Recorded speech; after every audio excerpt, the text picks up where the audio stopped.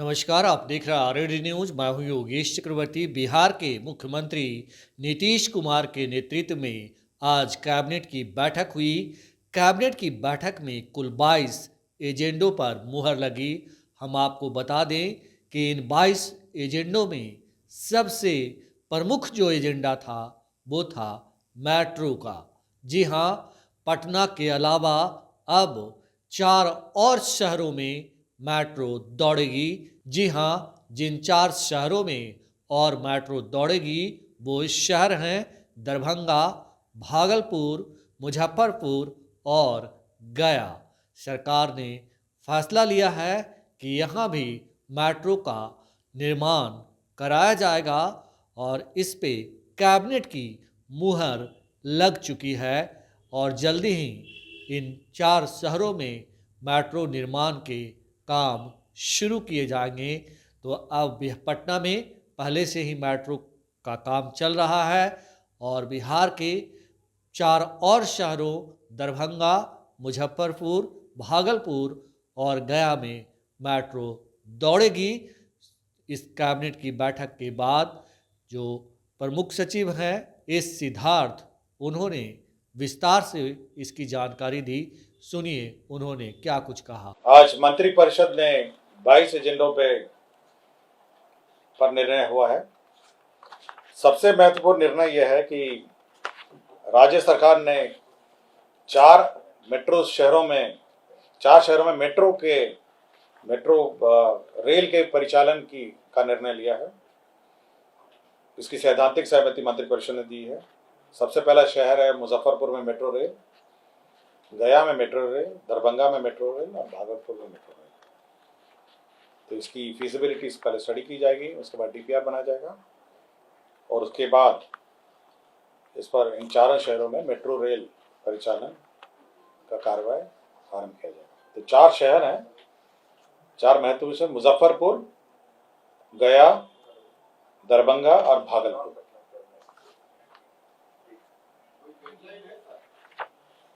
अभी सैद्धांतिक सहमति दी है, इसके बाद इसका फीजिबिलिटी स्टडी किया जाएगा, शहरों का मैप और ये सब है और उसके बाद इन 4 शहर की फीजिबिलिटी के बाद फिर डीपीआर बनाया जाएगा, फिर कार्रवाई। और इन शहरों में मेट्रो की जो राशि है उसमें सामान्यतः 20% होता है केंद्र का, 20% होता है राज्य सरकार का और 60% जो फाइनेंशियल इंस्टीट्यूशन है उनका होता है। तो ये शेयरिंग पैटर्न भी रहता है इन शहरों में 20-20-60। तो यही व्यवस्था रहती है और इन 4 शहर हैं मुजफ्फरपुर, गया, दरभंगा, भागलपुर।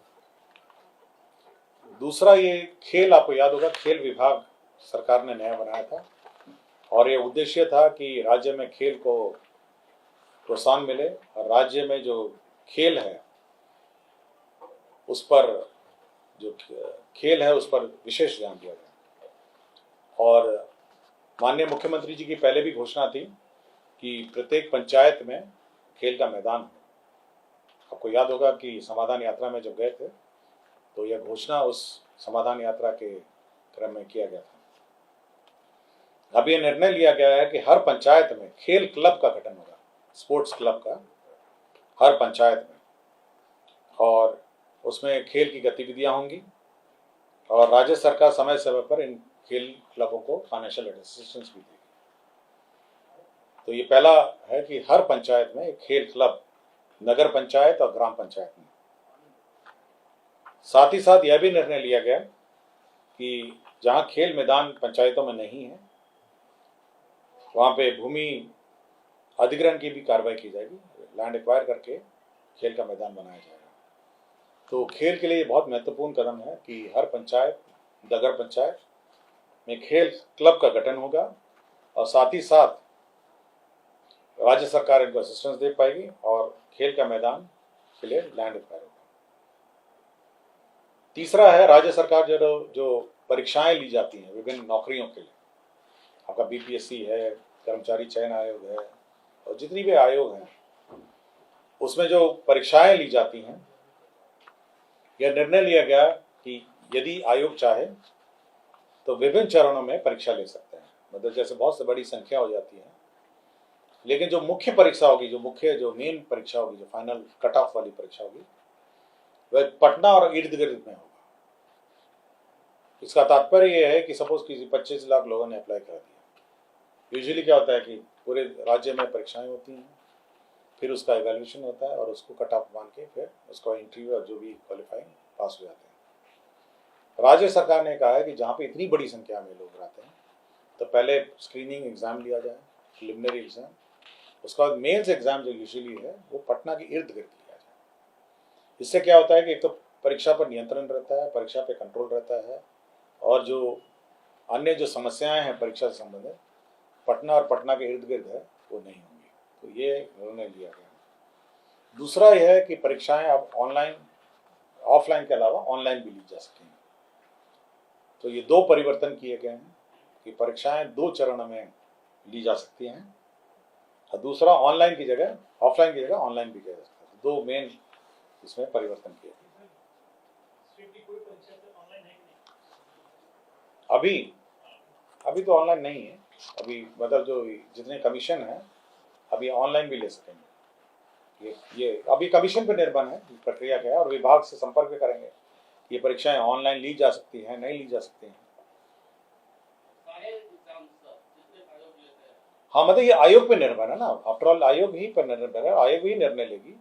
बट ये इनेबलिंग क्लॉज है कि परीक्षाएं 2 चरण में ली जा सकती हैं, प्रिलिमिनरी और मेंस। बीपीएससी में तो होता ही है प्रिलिमिनरी और मेंस, बहुत सारी परीक्षाएं एक ही परीक्षाएं हैं, और अब संख्या इतनी बड़ी हो गई है कि कंट्रोल नहीं रहता है। कहीं जिले के कहीं पता नहीं कौन अनुमंडल स्कूल में परीक्षा हो रहा है, तो पहले एक बार प्रिलिमिनरी होगा, उसके बाद मेंस होगा। मौसम को देखते हुए कृषि विभाग ने एक प्रस्ताव लाया है कि जो डीजल अनुदान है इसके भुगतान के संबंध में निर्णय लिया गया है कि 150 करोड़ की लागत पर डीजल अनुदान योजना लाया गया है। इसमें धान, मक्का, जूट, दलहन, तेलन, मौसमी सब्जी, औषधीय एवं सुगंधित पौधों की सिंचाई हेतु दिया जाएगा।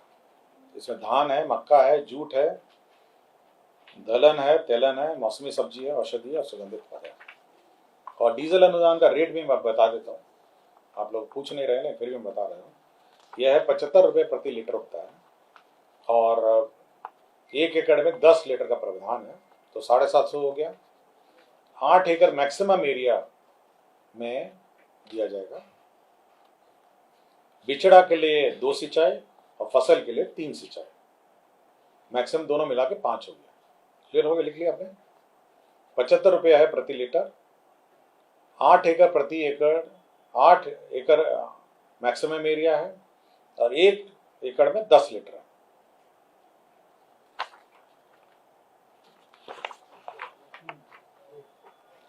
राज्य सरकार ने यह गरीबों के लिए 7 निश्चित 2 योजना के अंतर्गत बहुमंजिली आवासन योजना स्वीकृत बनाने का निर्णय लिया है, और वर्तमान में बिहार राज्य आवास बोर्ड की भूमि पर पीपीपी मोड, जन निजी भागीदारी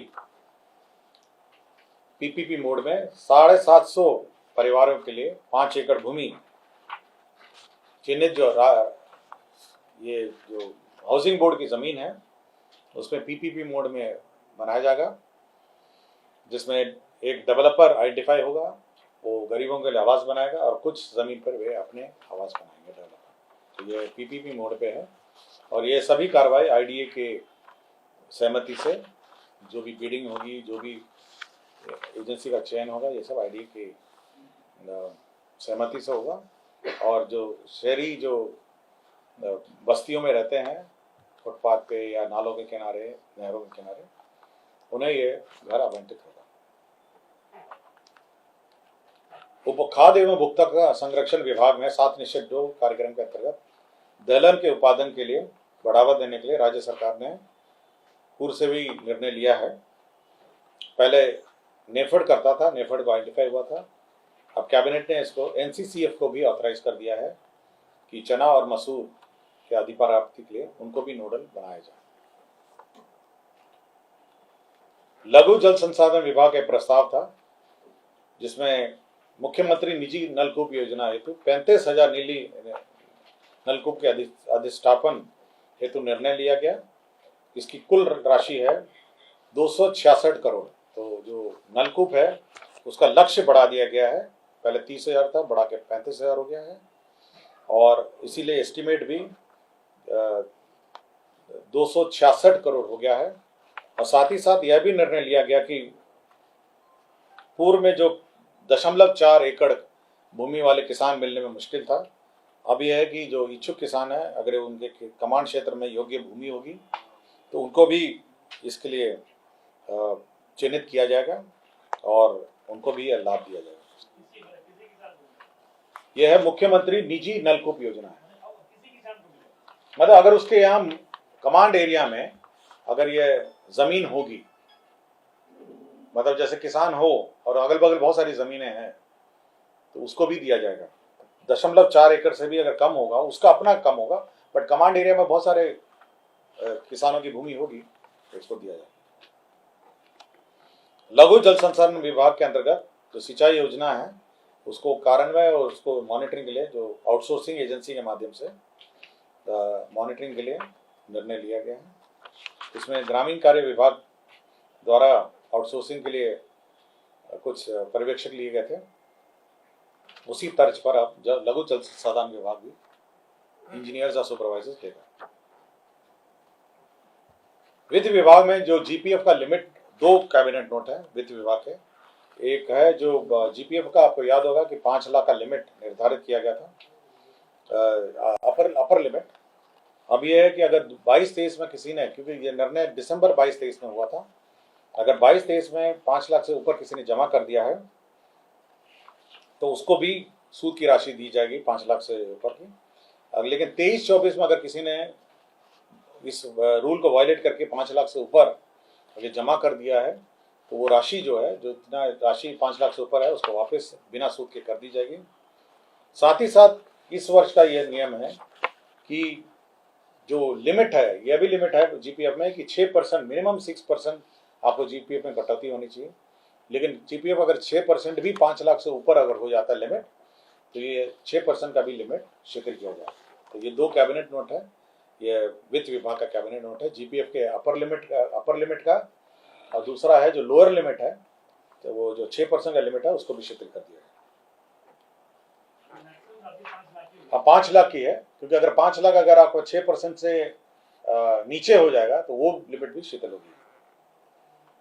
राज्य सरकार में जो नियमित कर्मी हैं उनको चिकित्सा और उनके आश्रित हैं, उनके चिकित्सा प्रतिपूर्ति दी जाती थी।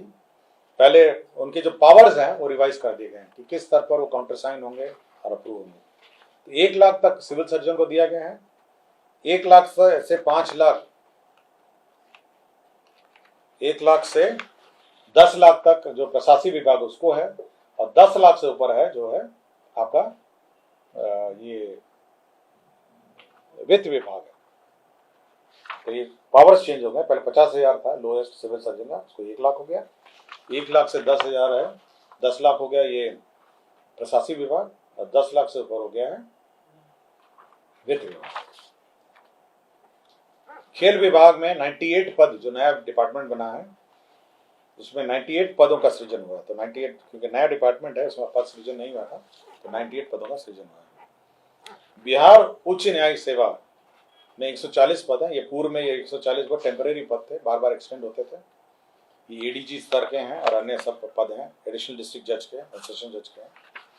तो ये 140 पद जो हैं ये परमानेंटली अब गठन हो गए। बिहार वाहन चालक भर्ती एवं सेवा शर्त संशोधन नियमावली 2024 स्वीकृत हुआ है। इसे बेसिकली है कि जो आपका कन्फर्मेशन है उसके प्रावधान में संशोधन हुआ है। यदि नियुक्ति के 1 वर्ष बाद ये आपका कन्फर्मेशन होगा, अगर 1 साल में भी आपका संतोषजनक नहीं होगा तो 1 वर्ष और बढ़ाया जाएगा, और अगर उसके बाद संतोषजनक नहीं रहा तो सेवा समाप्त कर दिया जाएगा। बिहार व्यवहार न्यायालय अधिकारी कर्मचारी नियुक्ति प्रोन्नति स्थानांतरण सेवा शर्त नियमावली है।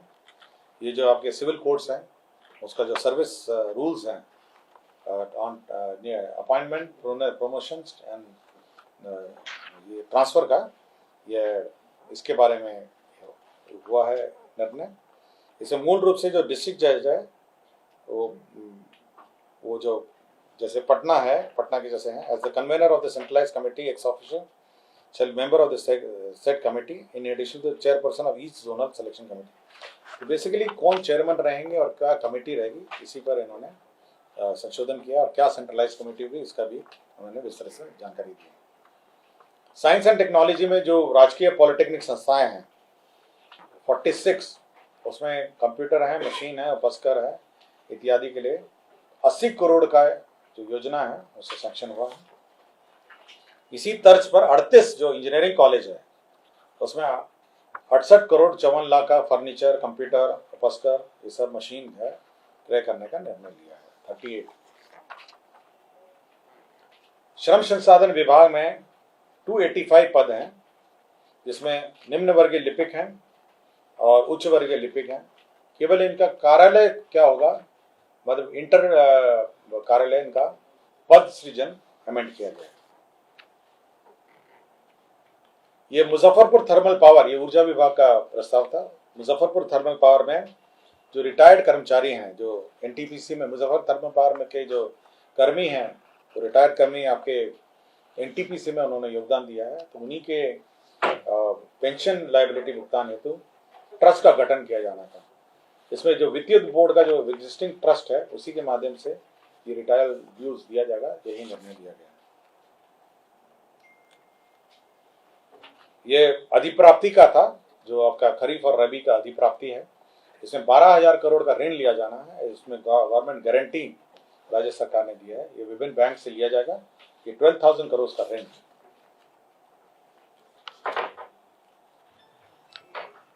ये मंत्रिमंडल सचिवालय विभाग का है, जिसमें बिहार फ्लाइंग इंस्टीट्यूट का 2 पद है। इसमें चीफ मुख्य उड़ान परीक्षक हैं और डिप्टी उड़ान उप मुख्य उड़ान परीक्षक है। ये चीफ फ्लाइंग इंस्ट्रक्टर है और डिप्टी फ्लाइंग इंस्ट्रक्टर है। तो चीफ फ्लाइंग इंस्ट्रक्टर को 5,50,000 रुपये दिया जाएगा महीने का मानदेय, और डिप्टी फ्लाइंग इंस्ट्रक्टर को 4 लाख दिया जाएगा। और ये जो इनके जो क्वालिफिकेशन हो डीजीसीए के मापदंड अनुसार होते हैं, और ये 2 बहुत महत्वपूर्ण पद होते हैं फ्लाइंग इंस्टीट्यूट। ये खाद्य एवं उपभोक्ता संरक्षण विभाग है। इसमें माननीय सर्वोच्च न्यायालय में सुमोटो कॉग्निजेंस के बाद जो अनुबंध में जिला उपभोक्ता विवाद परितोष आयोग में जो निबंधक हैं उसके 20 पद के सृजन की स्वीकृति दी है।